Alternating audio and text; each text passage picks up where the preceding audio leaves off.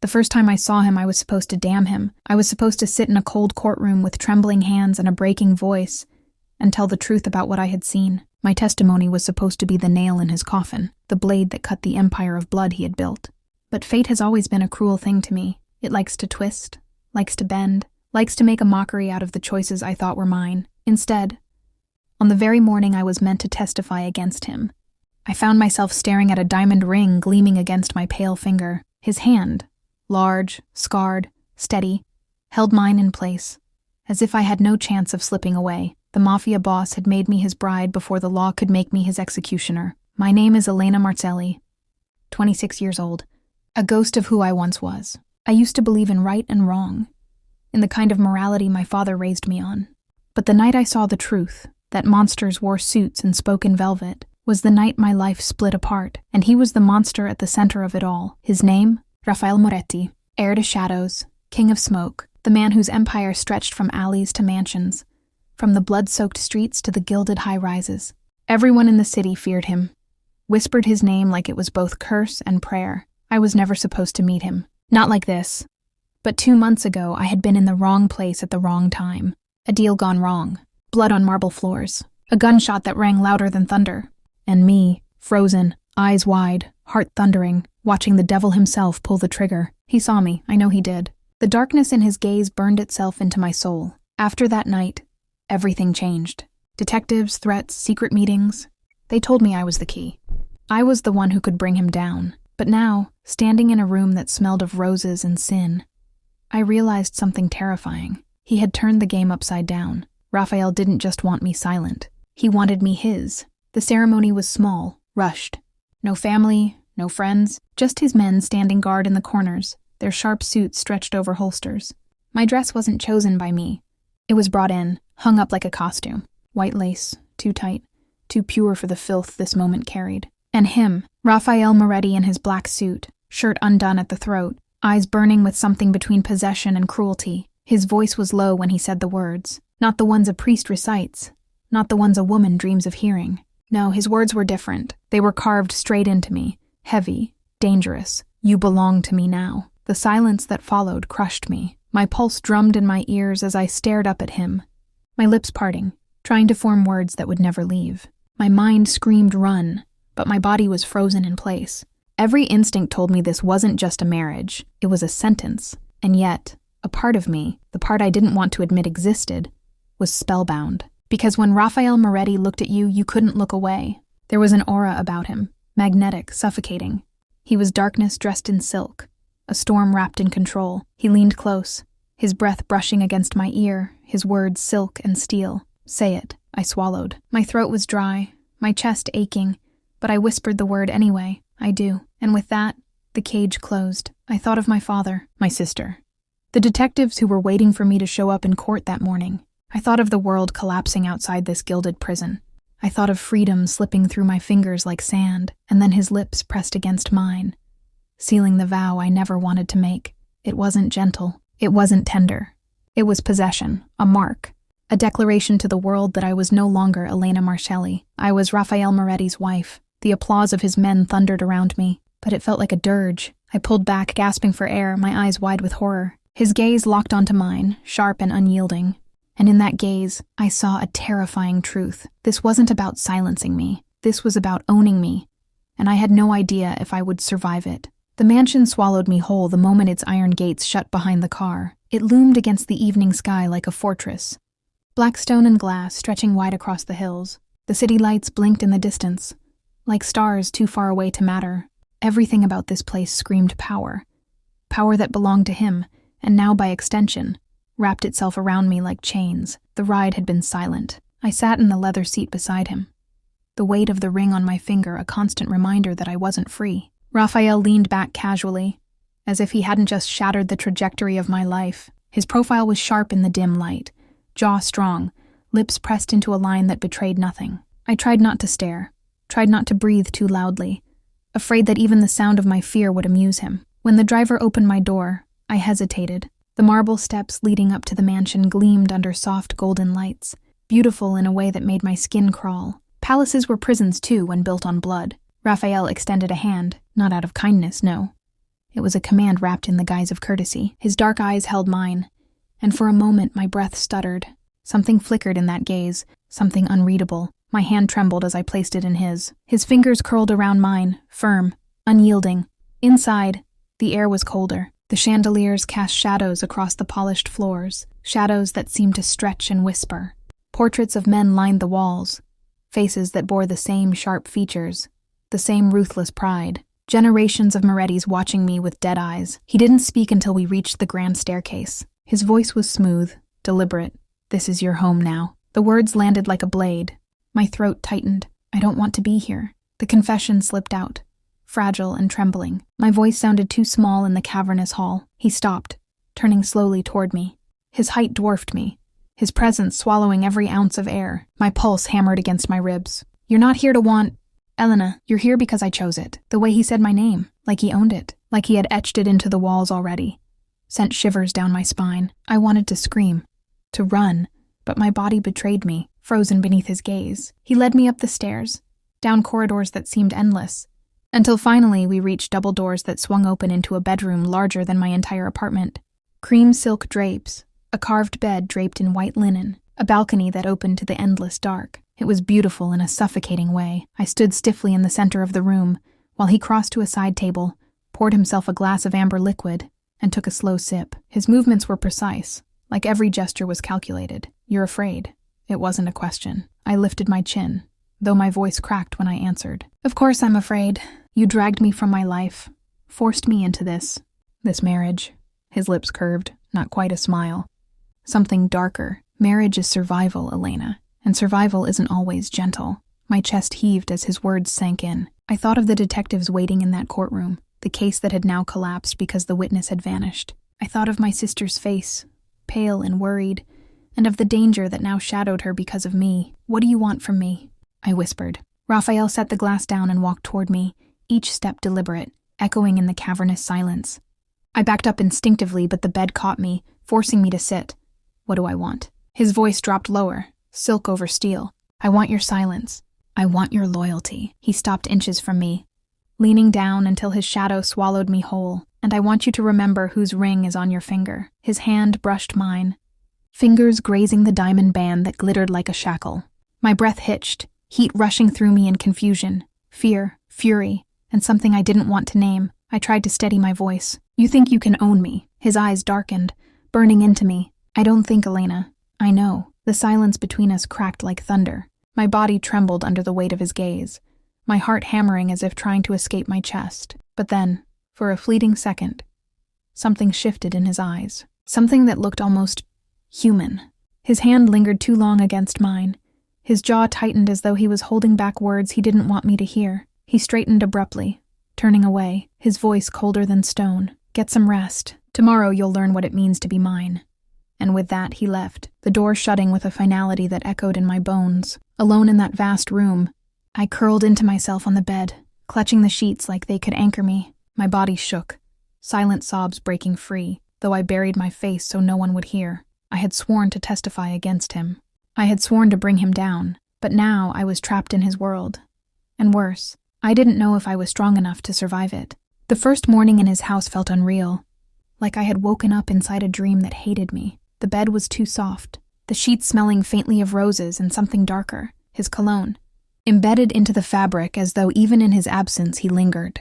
Light spilled through the silk drapes, too gentle, too mocking for the heaviness in my chest. For a moment, I didn't move. I lay still, eyes fixed on the ceiling, pretending I could disappear into it. But reality gnawed at me. The diamond ring on my hand glinted like a wound every time I shifted my fingers. The weight of it was unbearable. A knock broke the silence. Sharp, precise. Before I could respond, the doors opened and a woman in a neat uniform stepped inside, her expression carved in stone. "Mrs. Moretti," she said without a trace of warmth. "Breakfast is ready." The title made my stomach churn. Mrs. Moretti, a name I hadn't chosen. Shackles disguised as civility. I forced myself out of bed, pulling on a silk robe someone had laid out. It clung to me like a second skin. Foreign, expensive, not mine.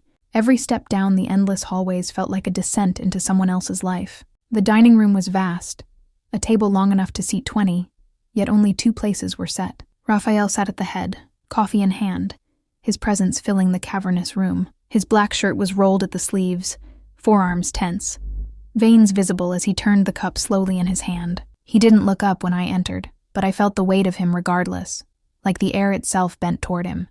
Sit, the command laced through me, leaving no room for refusal. I took the chair at his right, my body stiff.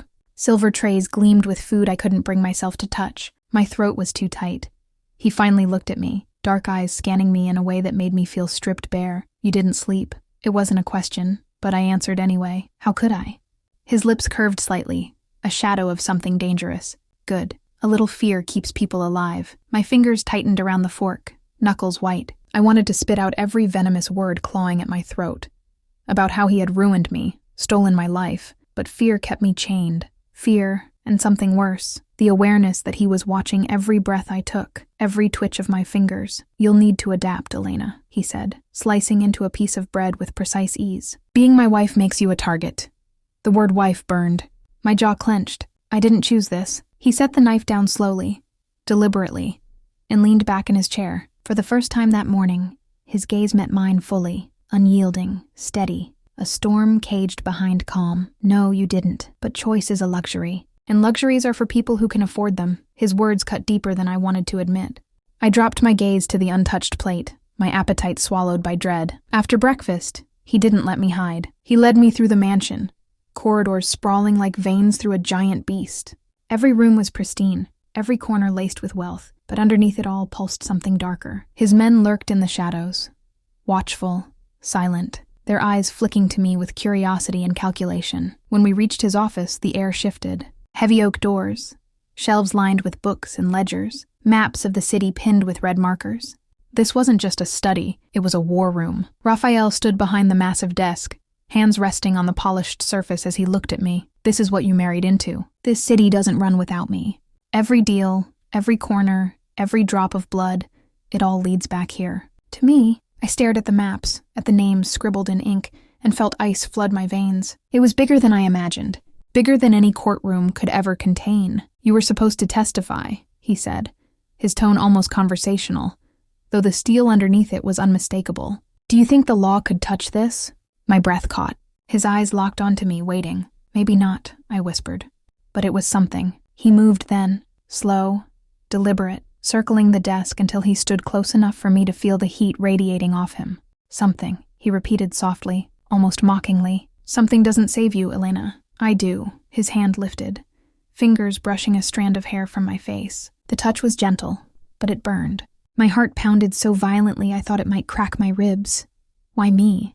I asked, the question clawing its way out before I could stop it. Why marry me instead of silencing me like you do everyone else? His eyes darkened, and for a second, just a second, the mask slipped. Because you saw me, he said simply, and once someone sees me, they don't walk away. The words hung between us, heavy, suffocating. My body trembled, torn between fury and something I didn't dare name. I wanted to hate him. I wanted to claw that ring off my finger and throw it in his face. But the truth terrified me more than anything else. Somewhere deep inside, I wasn't sure if hatred was all I felt. The attack came before I even understood what it meant to live in his shadow. It was late afternoon, the sun bleeding gold through the tall windows of the east wing. I had been wandering, aimless, trying to map out the endless halls of his mansion. Everything was too quiet. The kind of silence that clung to you, suffocating. I thought maybe I could find a corner to breathe, away from Raphael's gaze, away from the weight of eyes that weren't mine. I should have known better. The first sound was faint, the creak of a floorboard behind me. I froze, my heart hitching. Slowly I turned. A man I didn't recognize stepped out of the shadow, dressed in black, his face half covered by a scarf, his eyes locked onto mine, cold, unyielding. And in his hand, a glint of steel caught the dying light. I stumbled back, hitting the wall, my pulse exploding in my ears. Mrs. Moretti, he sneered.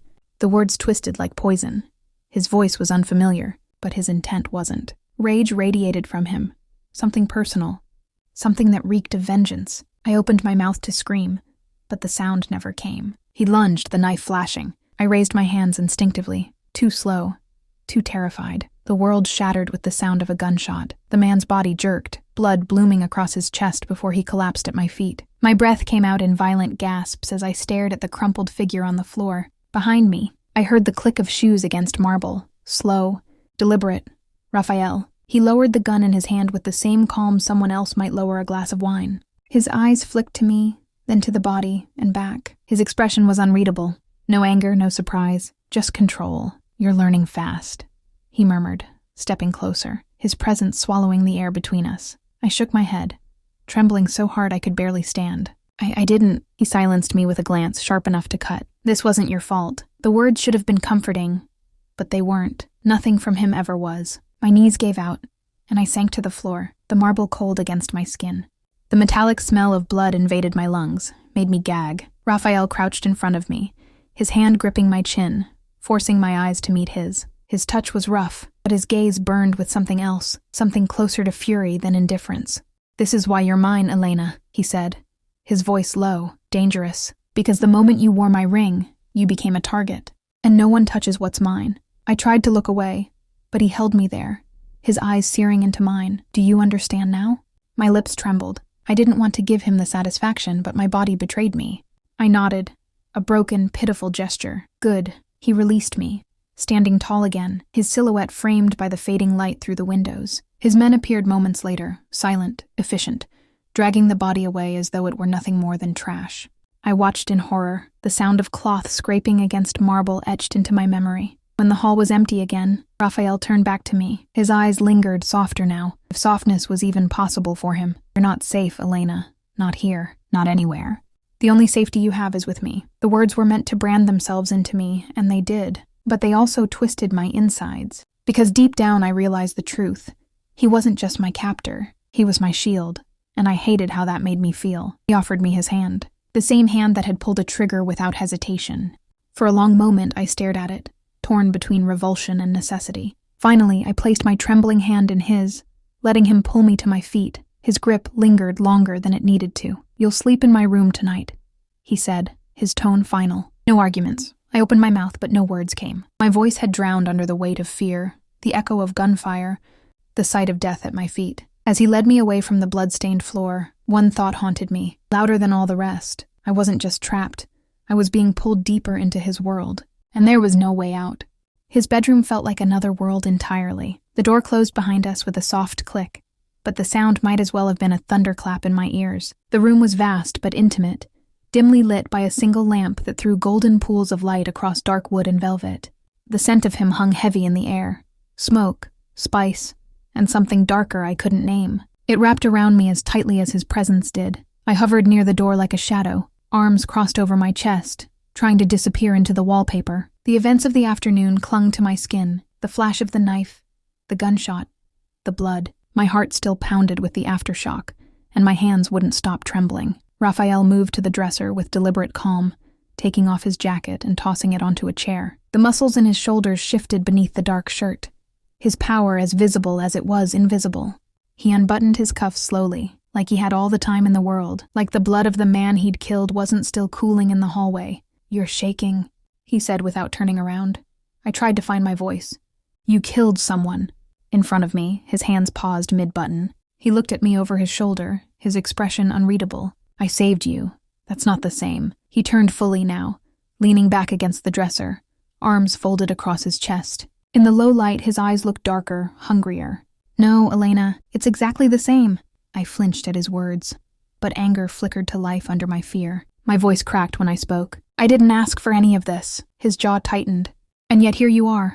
The silence between us was a living thing, coiled and tense. He stepped toward me slowly, one measured stride at a time, until he stood close enough for me to feel the heat radiating from his body. My back hit the door, my breath catching. You think you're still outside this world, he said softly, his voice a low rasp that curled down my spine. You're not. You're in it now. And that means you're mine to protect, my stomach nodded. Protect felt like another word for control, another word for possession. I pushed back against the door, trying to keep some distance.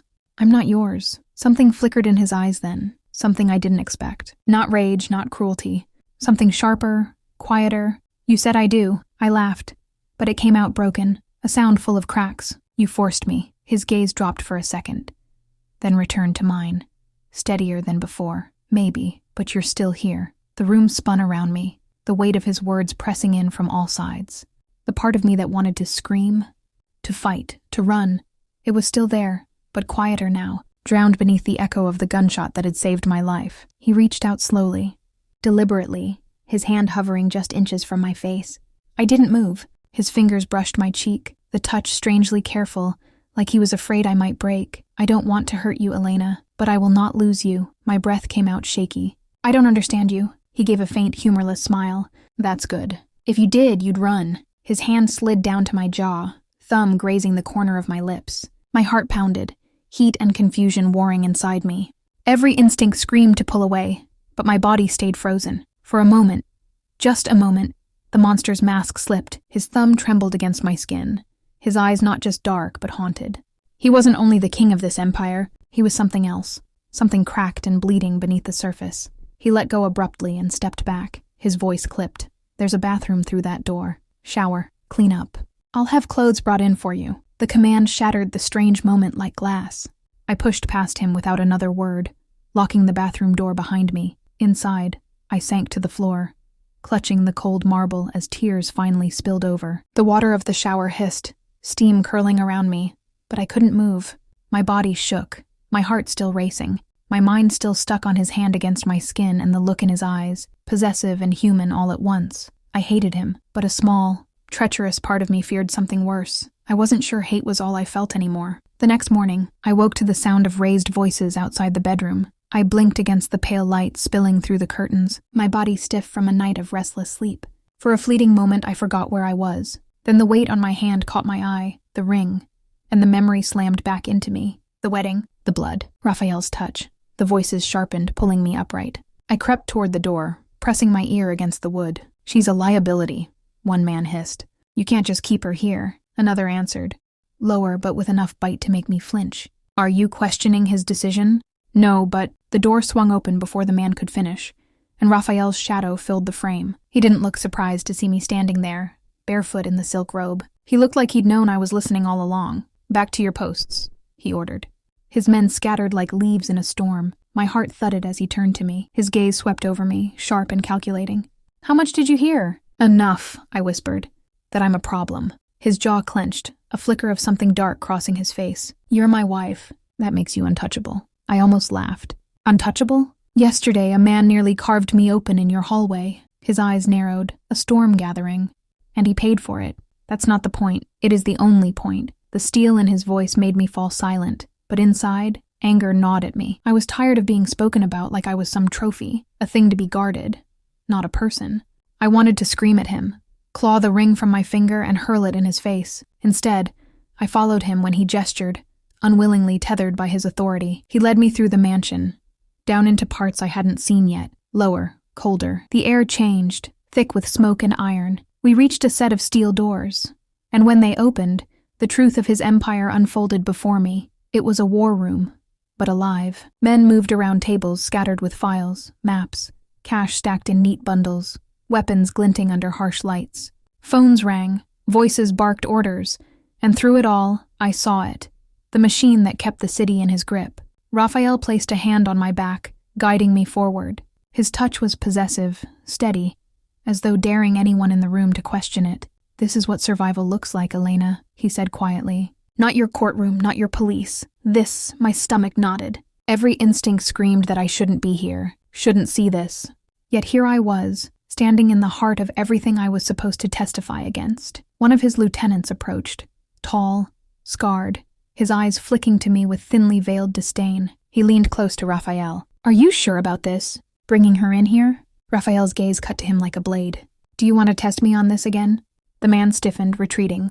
I realized then that Raphael wasn't exaggerating. No one dared cross him, not even those who had killed for him. But the tension lingered, coiling tighter. Later, back in his office, I couldn't hold the words back. You put a target on me. The only target on you is the one painted by your own fear. I snapped, my voice raw. Don't twist this into my fault. You think marrying me protects me? No, it chains me to you. His eyes blazed at my defiance, and for a moment I thought he would break, explode, rage, show me the monster everyone whispered about. But instead he stepped close, slow, deliberate, until his breath brushed my lips. You think I don't know that? His voice was low, almost a growl. You think I don't see the danger in this? My pulse hammered. Then why do this to me? His hand lifted, cupping my jaw, forcing me to look at him. Because you're already inside my world. And once you're in, there's no out. His words should have terrified me, and they did, but there was something else buried in them, something I couldn't untangle. Not just power, not just control, something closer to desperation. He let me go abruptly, turning away. His voice clipped. Stay close to me from now on. No exceptions. I wrapped my arms around myself, the weight of his empire pressing down like a noose. Enemies I didn't know existed were circling. His men doubted me.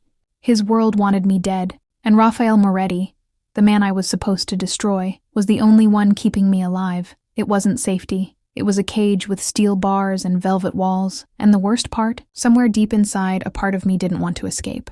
The storm hit that night. I was in his room again, though I hadn't chosen it. Raphael's command from the night before still lingered in the air. You'll sleep here. The bed was far too large, far too heavy with his presence, even when he wasn't lying in it. I stayed curled on one side, staring at the balcony doors, listening to the steady hum of silence. For a moment, I almost believed I could rest. Then the sound came. A sharp crack, distant but unmistakable. Gunfire. I bolted upright, my chest seizing. Another shot followed, closer this time. And then the shouts. Men yelling, feet pounding through the mansion. Before I could even breathe, the door burst open. Raphael stormed in, gun in hand, his shirt unbuttoned at the throat, his eyes alive with something feral. "Stay down!" he barked, his voice cutting through the chaos like a blade. "What's happening?" My words shook. His gaze snapped to me, hard, urgent. "They've found a way in."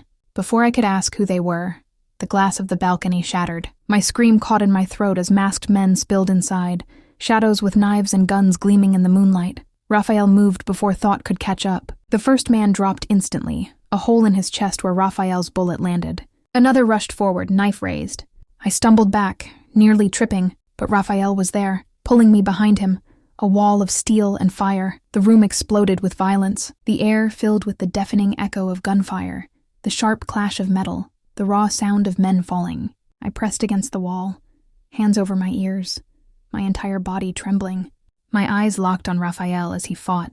Precise, brutal, controlled. He moved like he was born for this, like death itself bent around him. But then one of the intruders broke past him. He came for me. I froze, my breath clawing in my throat as the man lunged.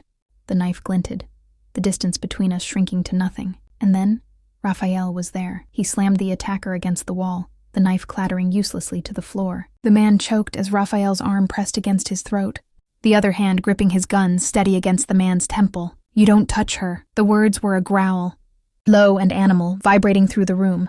Raphael pulled the trigger. The man crumpled, lifeless, sliding to the floor at my feet. Silence followed, heavy and suffocating. My heart raced so hard it hurt, my chest heaving as I stared at the bodies littering the room. My hands shook uncontrollably. Raphael turned to me, his chest rising and falling, his eyes burning with something darker than rage. He crossed the space in 2 strides and grabbed my face in his blood-stained hands, forcing me to look at him. "Are you hurt?" I couldn't answer. My lips trembled, soundless. My body shook under his grip. "Elena, answer me," I managed a broken whisper. No. Relief flickered in his eyes, relief so raw it stunned me. He pulled me into him suddenly, my body crashing against his arms wrapping tight around me. The scent of gunpowder and blood clung to him, but beneath it was heat, alive and overwhelming. I felt his heart hammering against my cheek, as fast as mine, as violent. He whispered against my hair, his voice cracked open. "I told you, you only live if you're with me." Tears spilled before I could stop them. My fists curled against his chest, torn between shoving him away and clinging to him. "I hate you," I whispered. But my voice broke, betraying me. His arms tightened, his lips brushing my temple in something dangerously close to tenderness. "No, you don't." The world was still trembling. Glass shattered across the floor, blood soaking into the rugs. Yet in his arms, everything else faded into silence. His violence was terrifying. His touch was unbearable.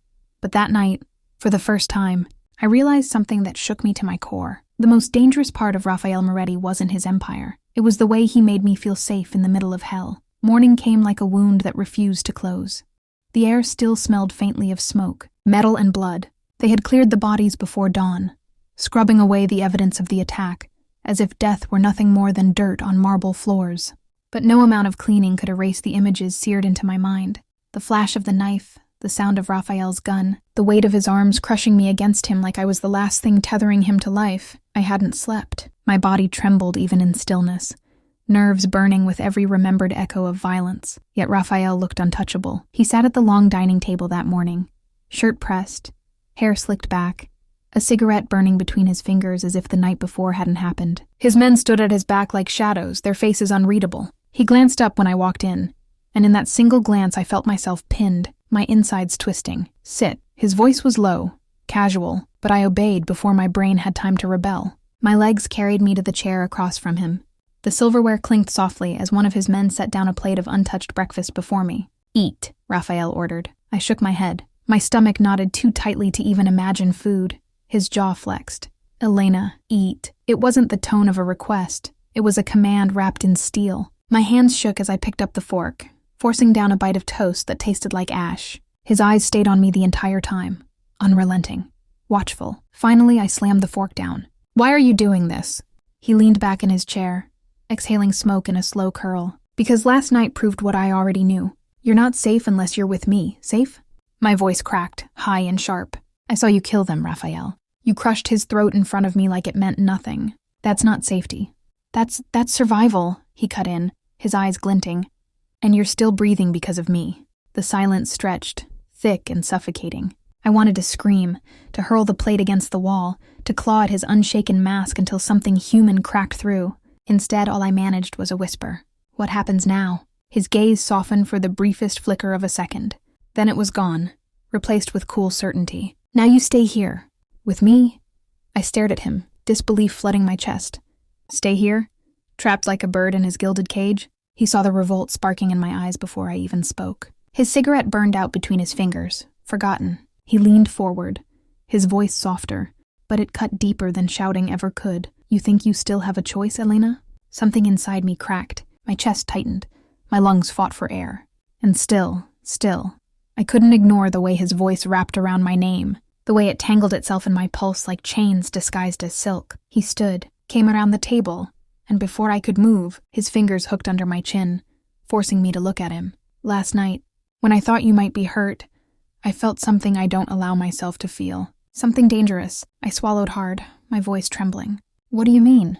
His eyes bore into mine, endless and heavy. "I mean I would burn this entire city to the ground before I let someone touch you again."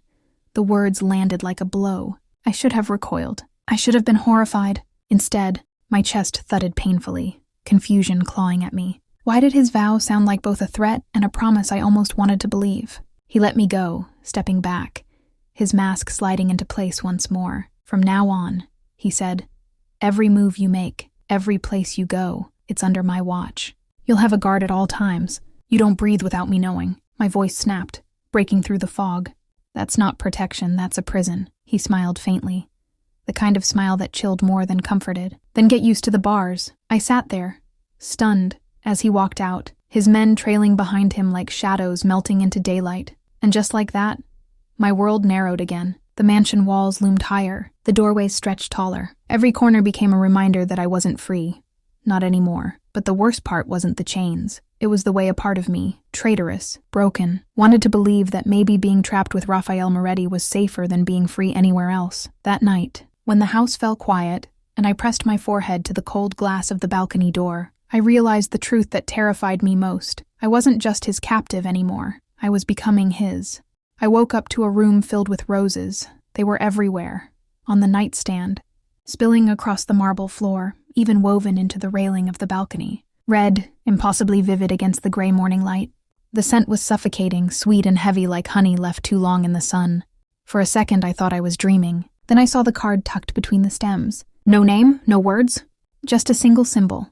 A silver crest embossed into the paper, the Moretti seal. I crushed it in my fist. It wasn't romance. It was a mark. A warning. A reminder of exactly who owned me. When I stepped out of the room, 2 of Raphael's men were waiting in the hall. They didn't speak. They didn't move except to follow me down the corridor. Their presence was a weight at my back. By the time I reached the kitchen, my hands were shaking. The roses, the guards, the mansion. All of it was a cage, and no matter how gilded it was, the bars were still iron. I found Raphael in his study. He was at the window, his jacket off, his sleeves rolled up to the elbows, revealing the veins that ran like steel cords down his forearms. His phone was pressed to his ear, his voice low and measured, but every word carried the weight of command. When he hung up, He didn't turn. He didn't need to. You're awake. It wasn't a question. I swallowed, my throat dry. What's with the roses? He turned then, slowly. The corner of his mouth curled, but his eyes didn't match the smile. A gift. It felt like an execution. I don't want your gifts. He raised an eyebrow, stepping closer. That's not how this works. I took a step back, my nails digging into my palms. You can't just cage me and then try to dress it up with flowers. He stopped in front of me, the space between us shrinking to nothing. His eyes were dark enough to drown in. Do you think the flowers are for you? The question stunned me. They're for me, Elena, he said quietly. Because every morning when I wake up and see you still here, still breathing, I need something to remind me I didn't lose. I froze, the words hitting harder than I expected. He wasn't smiling anymore. He wasn't even pretending to be untouchable. For a fleeting second, I saw something raw flicker across his face. Need, maybe, or desperation. But it vanished as quickly as it appeared. I shook my head, forcing the tremor out of my voice. This isn't protection, Raphael. This is obsession. He tilted his head, studying me like I was a puzzle he could solve if he stared long enough. Maybe. But obsession keeps you alive. I snapped then. My hand slammed onto his desk, the sound sharp in the quiet room. I don't want to be alive like this. The silence between us was electric, charged. He moved closer, his hand brushing the edge of my jaw, not quite touching. His voice was low enough to vibrate through me. Then run. I blinked, thrown off. What? Run. Leave. Try it. His eyes locked onto mine, unreadable. But know this, Elena. The world out there is full of men worse than me. Men who won't think twice before using you to cut me open. My throat closed, my heart pounding. He was giving me permission, but it wasn't freedom. It was a dare. I stepped back, my breath shallow. Why are you doing this? Because I want to see if you'll come back. His words landed between us like a loaded gun. I turned and walked out before my knees gave way, the guards trailing after me like silent shadows. My pulse thundered in my ears. Every part of me screamed to run, to escape, to claw my way out of this labyrinth he'd built around me. But the truth pressed against my ribs, bitter and cold. He was right. Out there were men who wanted me dead. Men who wanted to use me to destroy him. Men I couldn't even name. And somewhere deep down, darker than I dared to admit, there was another truth. Part of me wasn't sure I wanted to leave. Later, as night fell, I stood by the balcony doors, staring at the roses scattered across the floor. Their petals had started to wilt already, curling at the edges. Beautiful, dying, just like me. I pressed my palm against the glass, the city's lights flickering below like a field of fireflies. Somewhere in the house I heard Raphael's voice again. Low, commanding, a sound that vibrated through the walls. I hated him. I feared him. And yet, I was already moving closer to him. I didn't know if it was survival or surrender anymore. I only knew that the bars of his cage were closing tighter. And the worst part was, I wasn't sure I'd fight. I waited until the house was breathing. It wasn't silence. Raphael's mansion was never silent. There were always footsteps in the distance. The hum of cameras hidden in the corners. The faint buzz of men's voices carried through the walls. But after midnight, the rhythm slowed. Guards moved like ghosts, their patrols measured, predictable. I memorized the pattern. 3 minutes between shifts outside the East Wing balcony. 4 between the guards in the hallway. Enough time for me to slip through if I didn't let fear paralyze me. My heart was a hammer in my chest as I shoved my feet into shoes and pulled on a coat I'd hidden earlier. My fingers trembled as I stuffed a stolen keycard into my pocket, one I'd swiped from a careless guard the night before. This was it. I pressed the balcony door open. The night air hit me like a slap. Cold, sharp, endless. Below, the gardens stretched like a dark ocean, the iron gate glittering faintly under the moonlight. Freedom. My hands gripped the railing so tight my knuckles whitened. I swung my leg over, breath catching in my throat, praying the drop wouldn't kill me. And then I froze. A voice cut through the night. Going somewhere? I whipped around. He was there. Raphael stood in the shadows of the balcony, a cigarette burning between his fingers, the glow lighting his face. His jacket was undone, his shirt open at the throat, but there was nothing careless about him. He looked like he had been waiting. My throat closed. He exhaled smoke slowly, the curl of it twisting into the night air. Don't insult me by lying. Heat burned the back of my eyes, humiliation mixing with fury. You can't keep me here. He stepped closer, his gaze locking on mine, cold and unyielding. I already do. I shook my head violently, my voice rising. You think killing men in front of me, locking me in this prison, covering my floor with roses is going to make me stay? I'm not yours. For a moment I thought the words might hit him. His jaw tightened, the faintest flicker in his eyes. But then he laughed.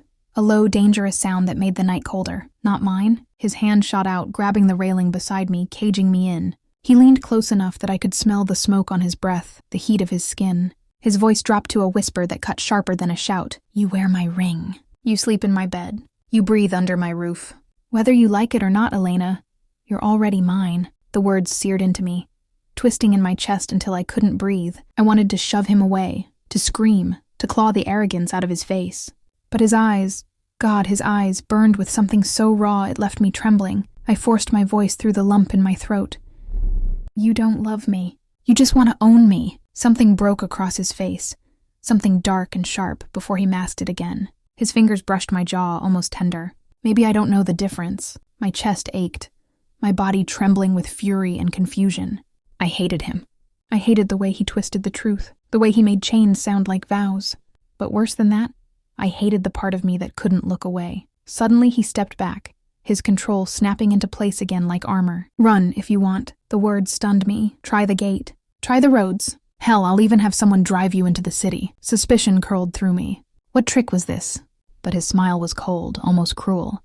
You'll be back. Not because I drag you here, but because the world will. The sound of his footsteps faded as he walked back inside, leaving me on the balcony with the night pressing in. I stared at the gardens below, at the iron gate glinting like salvation. My heart ached with the desperate need to leap, to run, to claw my way back to freedom, but his words sank like poison through my veins. You'll be back, because maybe he was right. Maybe out there wasn't safety. It was slaughter, and maybe, God help me, some part of me already belonged to the devil who held the key to my cage. I didn't wait until dawn. The moment Raphael's footsteps disappeared down the corridor, I moved. My body was still trembling from the confrontation, but there was no time to think. Only move. I crept back into the room, yanked the bag I'd hidden under the bed, bare essentials. Cash from a guard's wallet, a cheap phone I'd found in the kitchen, a change of clothes. My hands shook as I zipped it up. Every sound in the hallway felt like a gun pressed to my back. The mansion's corridors stretched before me like veins of some great beast. Cameras glinted in the corners, tiny red eyes tracking me. I kept my head down, my hood up, walking fast but not running. The guards' patrols matched what I had memorized. 2 minutes now, a shift near the kitchen, another by the side door. I reached the back stairwell. The metal steps were cold under my hands as I slipped down, my breath coming short and fast. My heart slammed against my ribs so hard it felt like it would split them. Then I was outside. The night was colder than I expected, damp and biting. The gardens were vast, stretching toward the iron gates that marked the edge of the estate. Beyond that, freedom, or whatever freedom looked like now. I ran. Branches scraped at my coat as I cut across the hedges. My lungs burned, my shoes slick with dew. My heartbeat filled my ears like thunder. The gate loomed ahead, tall, black iron, the kind of gate you'd expect to hold a wolf, not a girl. I reached for the lock. The keycard trembled in my fingers as I swiped it across the panel. For a split second, nothing happened. Then a faint click. It opened. I shoved the gate forward, my breath catching. Beyond the drive was the road, empty and dark, leading down into the city lights like a ribbon of escape. I stepped through and froze. 2 black cars were waiting on the road, sleek, silent, windows tinted. Their engines purred low like predators breathing. The headlights snapped on at the same time, flooding me in white light. The doors opened. Men stepped out. Not Raphael's, not his guards. These men were rougher, their tattoos jagged and bright under the street lamps, their eyes hungry. I stumbled back. One of them grinned, teeth glinting. You think you can run from him? Another one's voice was deeper, slick. We've been waiting, sweetheart. My stomach dropped. This wasn't a chance encounter. This was a net. One of them reached for me. Before I could scream, the night exploded with sound. Tires screeching, gunfire splitting the air. Another car came out of nowhere. A black bullet slamming to a stop between me and them. The driver's door flung open. Raphael stepped out. No jacket this time. Just a black shirt stretched across his shoulders, a gun in his hand, his eyes burning hotter than I'd ever seen them. The men scattered, pulling their own weapons. But Raphael didn't hesitate. He moved like a storm, precise and merciless, bullets cracking the night.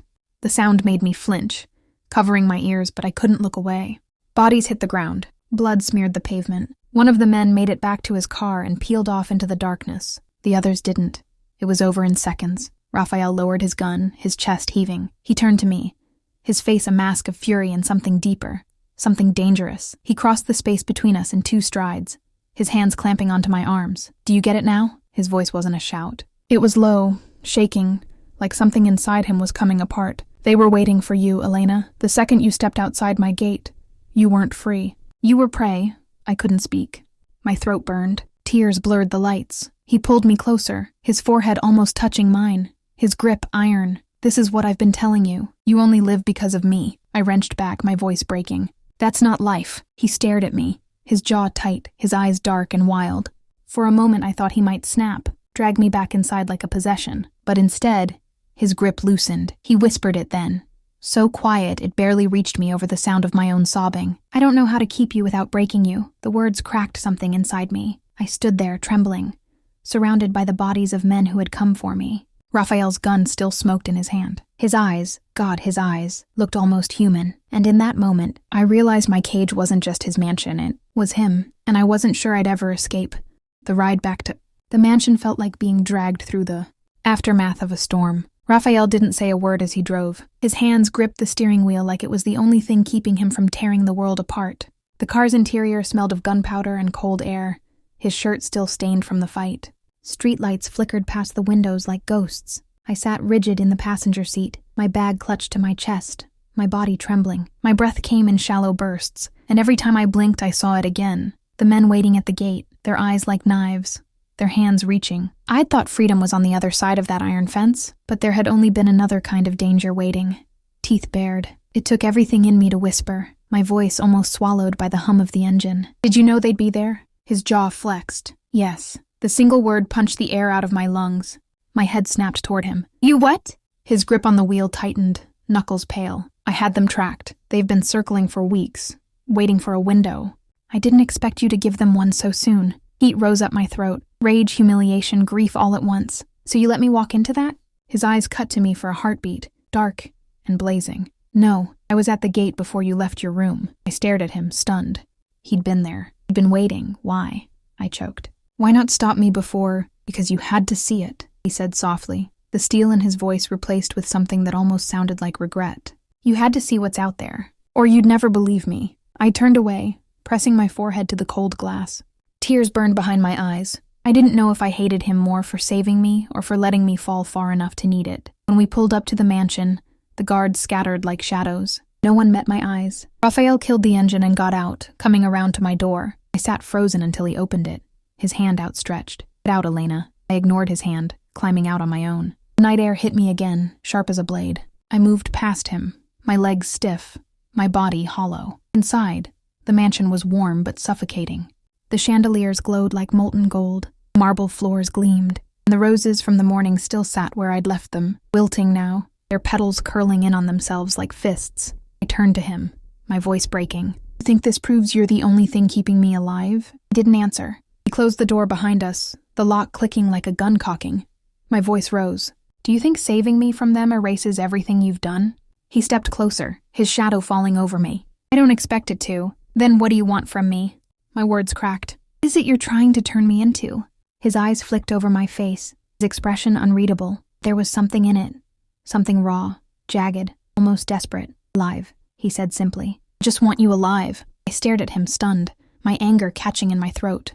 For a second, the monster I'd built in my mind flickered, replaced by a man standing in the ruins of his own choices. He reached out then, slow, cautious, as though I were the one holding the weapon. His fingers brushed my wrist, light as a whisper. Flinched but didn't pull away. You're shaking. He murmured. No, I'm not. I lied, voice breaking anyway. Moved closer, his warmth brushing against me, voice low and steady. Look at me. I lifted my eyes to his. The world shrank to that space between us, to the heat of his palm closing around mine.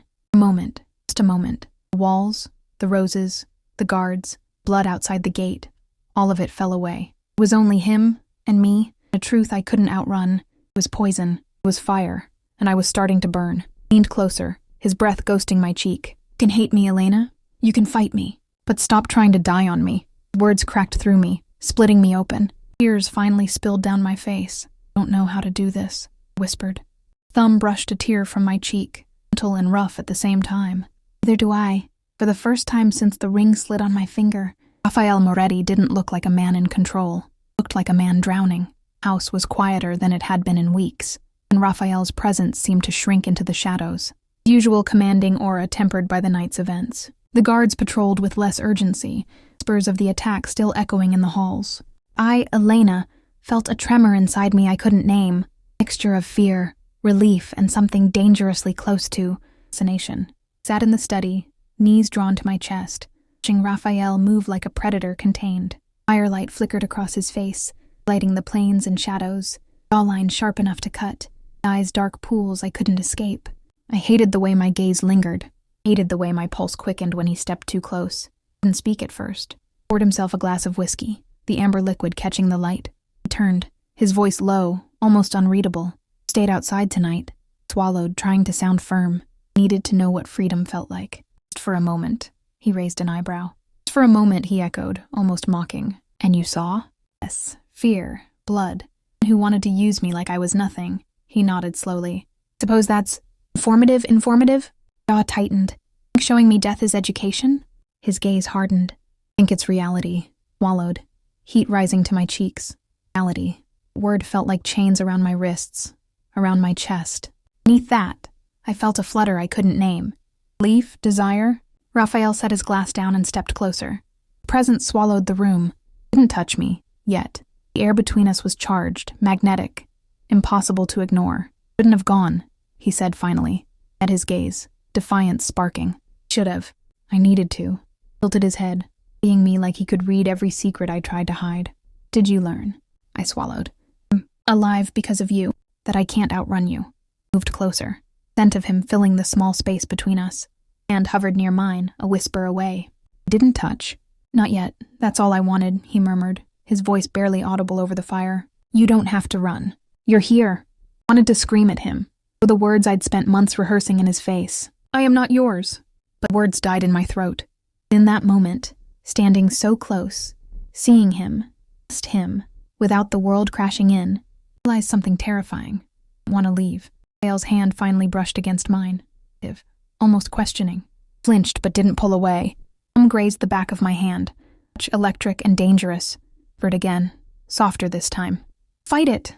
Tried to pull my hand back, tell myself I was only frightened, only angry, only alive. But his gaze held mine, relentless, froze, between instinct and something darker, stepped fully into my space, close enough that I could feel the heat of his body, the rhythm of his pulse. The firelight danced across his face, and first time, I saw him. Monster who ruled with fear, man who killed without hesitation. One, and terrifying. His hovered just above mine, close enough that I could feel his breath, warm and intoxicating. Slid from mine to my jaw, tilting my face toward him. My name, and it shattered me. I won't pull away. I should have. My mind screamed it, my body trembled with fear and fury. But instead, I closed my eyes, because for the first time, I realized the truth that had been buried under anger and terror. No longer just his captive. Already his. The fire between us wasn't just heat. Something far more dangerous. The night cracked open like a confession. After the firelight moment, after Raphael whispered my name like it was both a warning and a prayer, the mansion seemed to change its shape. The walls no longer felt like marble and stone. They felt like something alive, something watching. Every sound seemed louder. The hush of the curtains, the soft clink of ice melting in an untouched glass, the low hum of my own heartbeat. Raphael didn't kiss me. He didn't even move. He stood there, his thumb still at my jaw, his eyes searching mine like he was hunting for something hidden beneath my skin. The silence between us was so taut it hurt to breathe. Then he stepped back. Not far, but enough to let air rush between us. He turned, pacing once, running a hand through his hair, his mask slipping back into place. Go upstairs, Elena. It wasn't a command this time. It was a request, rough-edged and quiet.